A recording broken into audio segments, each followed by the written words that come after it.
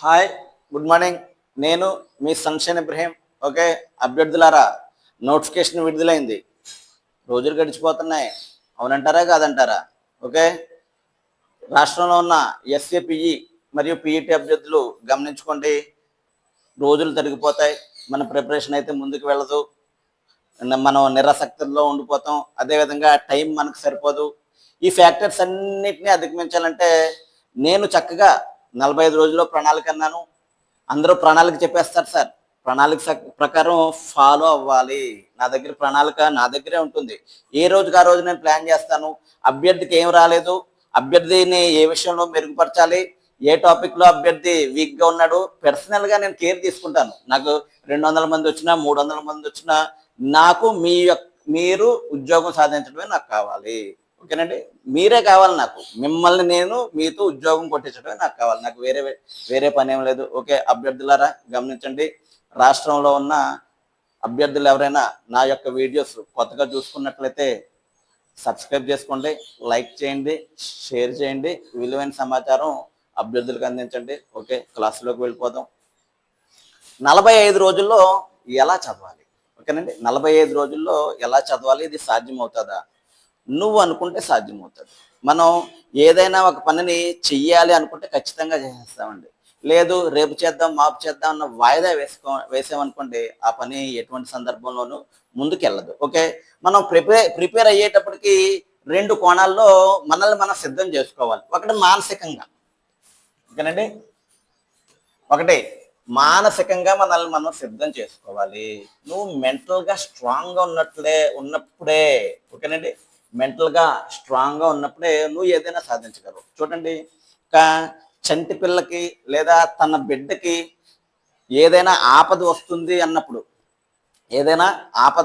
అన్నప్పుడు ఆ తల్లి ఎంతలా రియాక్ట్ అవుతుంది? పిల్లవాడిని కాపాడుకోవడానికి అడవిలో వెళ్తుంటే ఏదైనా క్రూరముఖం ఏదైనా దాడి చేస్తుంది. ఆ పిల్లవాడిని కాపాడుకోవడానికి ఆ తల్లి తన ప్రాణాన్ని పణంగా పెట్టి ఆ బిడ్డను కాపాడుతుంది కదండి.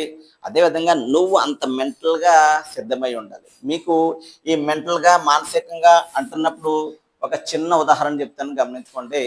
మహారాష్ట్రకు చెందిన ఒక 55 సంవత్సరాల మహిళ అంటారండి, వృద్ధురాలు అంటారా, మీరు ఏదైనా అనుకోవచ్చు. ఆవిడ భర్త హాస్పిటల్లో ఉన్నారు అనారోగ్యంతో. ఏంటంటే హాస్పిటల్లో అనారోగ్యంతో ఉన్నారు. ఆయన హాస్పిటల్ ఖర్చుల నిమిత్తం ఆయన్ని బతికించుకోవాలంటే ధనం కావాలి. ఒక అనౌన్స్మెంట్ వచ్చింది, వృద్ధులకు మహిళలకు మారదాన్ పోటీ ఒకటి నిర్వహించడం జరుగుతుంది. ఆ మారదాన్లో నెగ్గినట్లయితే క్యాష్ అవార్డు వస్తుంది. ఆ క్యాష్ అవార్డుని వినియోగించుకుని వాళ్ళ యొక్క భర్త యొక్క ప్రాణాలు కాపాడుకోవడానికి ఈ విధంగా మనం మారదాన్లో పాల్గొన్నట్లయితే, అది నెగ్గినట్లయితే క్యాష్ అవార్డు వస్తుంది కదా.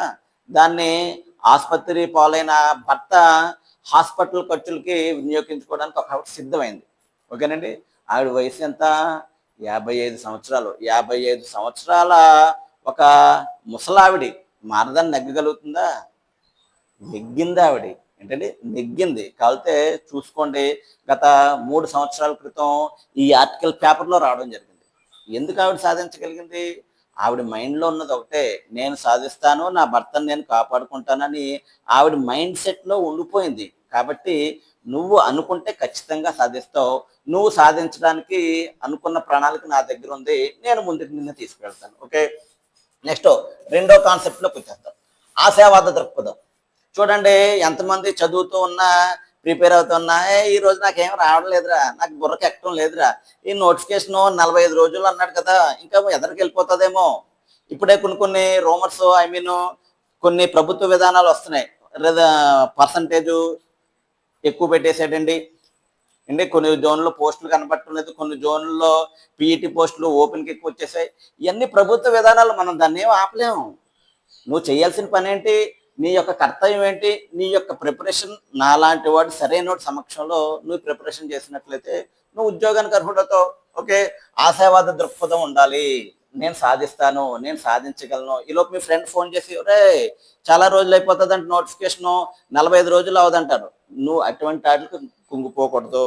నీ పని నువ్వు చేసుకుంటూ వెళ్ళాలి. నెక్స్ట్, ఉత్సాహంతో ఊగిపోవాలి. ఓకే, ఉత్సాహం అంటే ఏంటండి?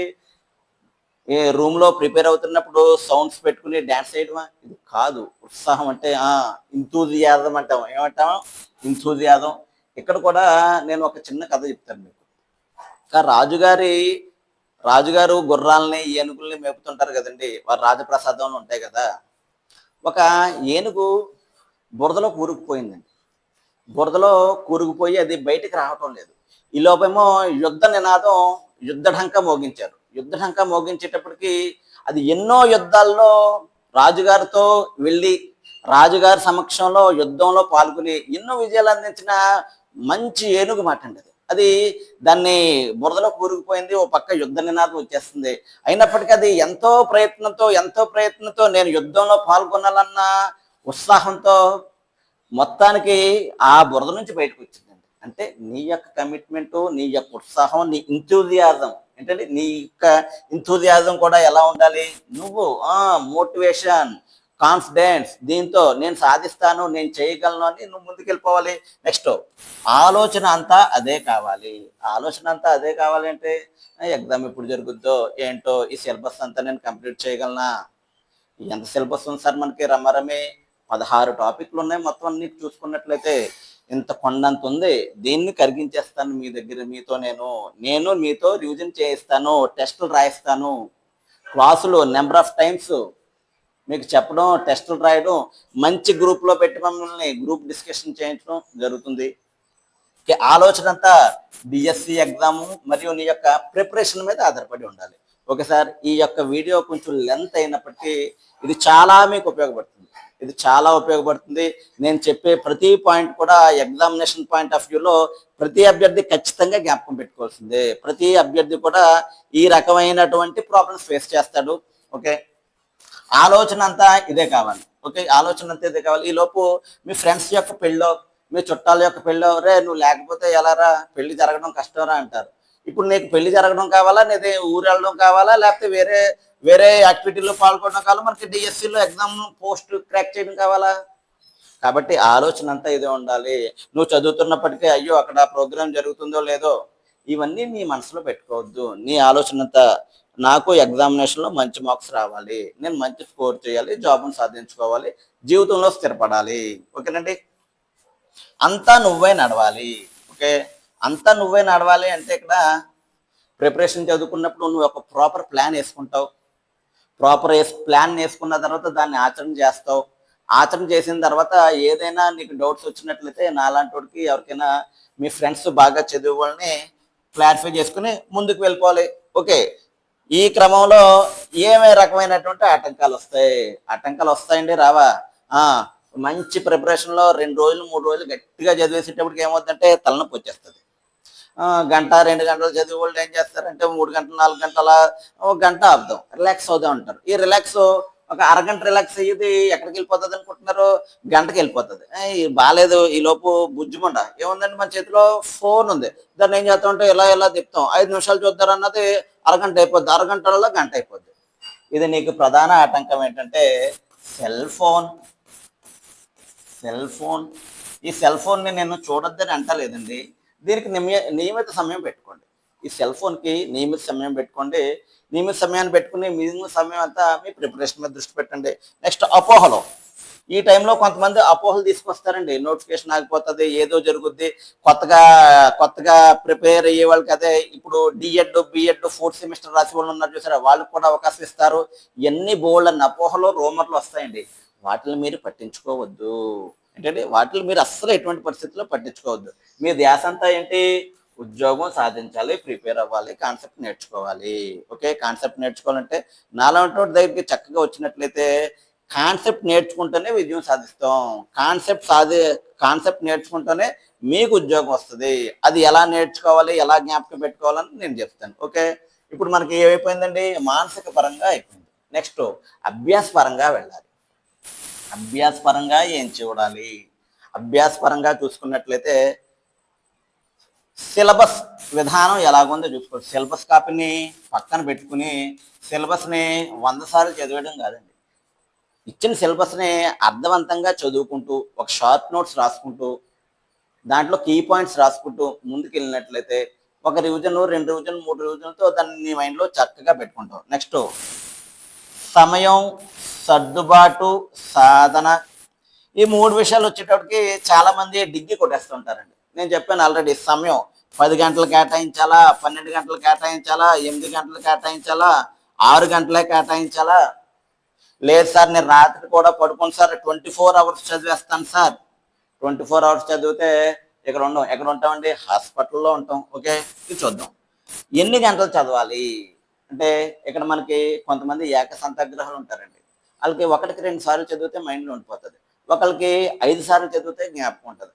ఒకరికి 10 సార్లు చదివితే జ్ఞాపకం ఉంటుంది. అది మీ యొక్క ఎబిలిటీ మీద ఆధారపడి ఉంటుంది. ఇన్ని గంటలు చదివితే ఉద్యోగం క్రాక్ చేయొచ్చా, ఇన్ని గంటలు సరిపోతుందా, అది మీ యొక్క ఎబిలిటీ మీద, మీ యొక్క మెమరీ మీద, మీ యొక్క నాలెడ్జ్ మీద, మీ యొక్క ప్రీవియస్ ఎగ్జామినేషన్ మీద, అదేవిధంగా మీరు వర్క్ చేసిన స్కూల్ అట్మాస్ఫియర్, మీరు స్పోర్ట్స్ బ్యాక్గ్రౌండ్కి చెందిన వాళ్ళైతే ఒక రకంగా, స్పోర్ట్స్ బ్యాక్గ్రౌండ్కి చెందిన వాళ్ళైతే ఒక రకంగా, ఈ విధంగా మీ యొక్క ఎబిలిటీ, మీ యొక్క పరిస్థితుల మీద ఈ చదివే సమయం అనేది ఆధారపడి ఉండేదండి. ఈ చదివే సమయాన్ని కూడా మీరు ఖచ్చితంగా వినియోగించుకోవాలి తప్ప నేను ఎక్కువ గంటలు చదివేస్తున్నాను అని మిమ్మల్ని మీరు మోసం చేసుకోకూడదు. మీకు ఇంటి దగ్గర ఉంటే ఈ సమయం ఉంటుంది కానీ చక్కగా ప్రిపేర్ అయ్యే అవకాశం ఉంటుందండి. నా దగ్గరికి వచ్చినట్లయితే చక్కటి ప్రిపరేషన్ నేను మీకు అందిస్తాను.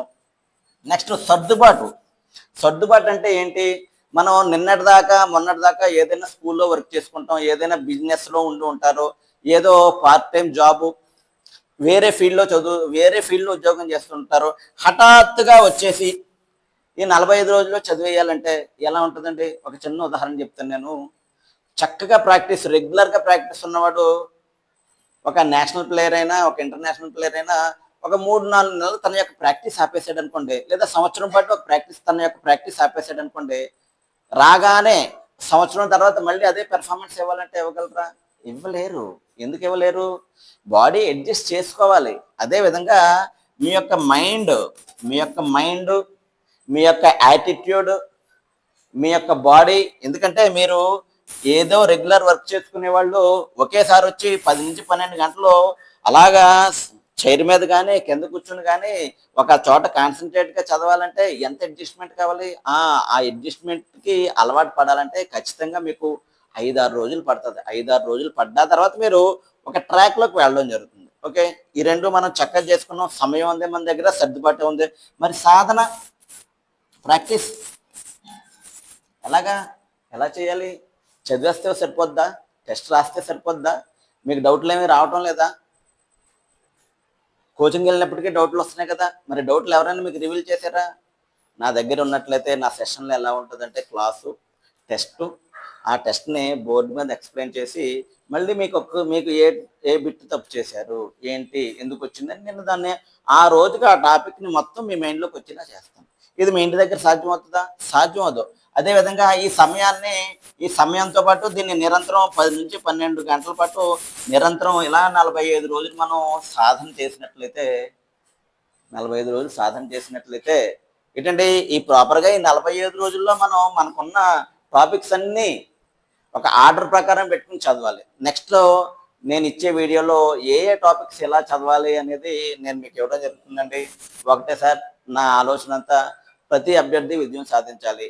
నా వంతు ఫిజికల్ ఎడ్యుకేషన్కి నేను సాయం చేయాలి. వ్యాయామ విద్యని ఉన్నత స్థానంలో ఉంచాలి. ఇదే నా యొక్క కాన్సెప్ట్ తప్ప ఏమీ లేదు. రాష్ట్రంలో కాన్సెప్ట్ చక్కగా బోధిస్తున్నాను నేను ఎవరిని ఇది చేయటం లేదండి. మీకు ఉద్యోగం నీడు సార్, నాకు ఉద్యోగం ఖచ్చితంగా కావాలి, నేను ఏదైనా చేయగలను, మీరు చెప్పినట్లు ఫాలో అవ్వగలను అంటే మీరు రేపటి నుంచి చక్కగా నేను కొత్త బ్యాచ్ స్టార్ట్ చేస్తున్నాను, దానికి వచ్చినట్లయితే మీతో పూర్తిగా ప్రిపేర్ చేయించి ఉద్యోగాన్ని మీ దాకా తీసుకొచ్చే బాధ్యత నాది, మిమ్మల్ని చదివించే బాధ్యత నాది, మీతో రివిజన్స్ చేయించే బాధ్యత నాది, టెస్టులు రాయించే బాధ్యత నాది. పూర్తి స్థాయిలో మీకు నేను కాన్సెప్ట్ చెప్పి పంపించడం జరుగుతుందండి. ఏ పోటీ ఎగ్జామ్లోనైనా చూసుకోండి, కంటెంట్ కాన్సెప్ట్ నేర్చుకుని వెళ్తేనే మనం ఉత్తీర్ణులు అవుతాం తప్ప వేరే విధానం ద్వారా వెళ్తే మనం ఎక్కడా విజయం సాధించిన దాఖలాలు లేవండి. ఓకే సార్, మీకు రాబోయే వీడియోలో 45 రోజులు ఏ విధంగా ఏ సబ్జెక్టు ఏ టాపిక్ విడివిడిగా డివైడ్ చేసుకుని చదవాలి అనేది నేను వీడియో చేయడం జరుగుతుందండి. అభ్యర్థులారా గమనించండి, నా యొక్క రిక్వెస్ట్ ఒకటే, నేను ఎప్పుడూ చెప్పేది ఒకటే, వాస్తవాలు నమ్మండి. మీ విలువైన సమయాన్ని, ధనాన్ని ఎట్టి పరిస్థితుల్లోని వృధా చేసుకోవద్దు. ఓకే, ఈ యొక్క విలువైన వీడియో, నా యొక్క సమాచారం మీ వీలైన అభ్యర్థులకు వాళ్ళకి షేర్ చేస్తారని నేను ఆశిస్తున్నాను. ఓకే, ఉత్సాహంతో ఉండాలి. ఓకేనండి, చదవాలి, మోటివేషన్తో ఉండాలి. నువ్వే శక్తివంతుడివి, నీలో బలం ఉంది. మీరు అనుకుంటారు నేను సాధించగలనా లేదా అని. లేదు, మీలో అనంతమైన శక్తి దాగుంది. దాన్ని బయటికి తీయండి, దాన్ని తీయండి. లేదంటే రండి, నా దగ్గరికి రండి, నేను మిమ్మల్ని విజయం దిశగా ముందుకు నడిపిస్తాను. Okay sir, thank you. చక్కగా చదువుకోండి. ఓకే, ఇట్లు సన్షైన్ ఇబ్రహీం.